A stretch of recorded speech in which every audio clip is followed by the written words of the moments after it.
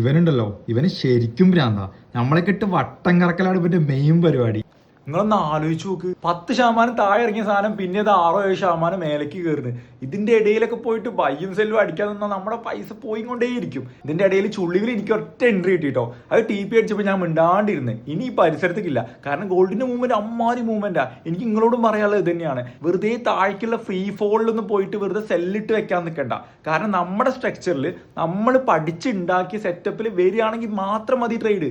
ഇങ്ങനെ ഒന്ന് ട്രേഡ് ചെയ്ത് നോക്ക് നിങ്ങൾ, ഉറപ്പായിട്ടും ഫ്യൂച്ചറിൽ നിങ്ങൾക്ക് അടിപൊളിയായി ട്രേഡ് ചെയ്ത് പോകാൻ പറ്റും. പക്ഷെ പലരും ഇതിന് തയ്യാറല്ല. കാരണം നമ്മുടെ മനസ്സ്, നമ്മുടെ ഇമോഷൻസ്, നമ്മുടെ ബ്രെയിനിന്റെ അമിഗ്ഡല അതിന് സമ്മതിക്കത്തില്ല. നമ്മൾ അതിന് സമ്മതിക്കത്തില്ല. കാരണം നമുക്കൊരു ട്രേഡ് പോയി കഴിഞ്ഞാൽ വീണ്ടും കയറും. ഒരു 20 കൂടി ഇങ്ങനെ വീണ്ടും കയറും. ഈ ഒരു മൈൻഡ് സെറ്റിലാണ് നമ്മുടെ ബ്രെയിൻ ടെക്നോളജി കടന്ന് കളിക്കുന്നത്. ഇവിടെ പിടിച്ചു നിൽക്കണേണ്ടല്ലോ, നല്ല രീതിയിൽ നമ്മുടെ ഇമോഷൻസിനെ നമുക്ക് പിടിച്ചു നിർത്താൻ പറ്റണം. ഇത് നിർത്താൻ വേണ്ടിയിട്ടുള്ള കുറച്ച് ടെക്നിക്സ് ഞാൻ നിങ്ങൾക്ക് പറഞ്ഞുതരാം. അതിന് വേണ്ടിയിട്ട് നിങ്ങൾക്ക് ഒരു ഡിസിപ്ലിൻ അല്ലെങ്കിൽ ഒരു സെറ്റ് ഓഫ് ബൗണ്ടറീസ് ഉണ്ടാക്കി വെക്കുക.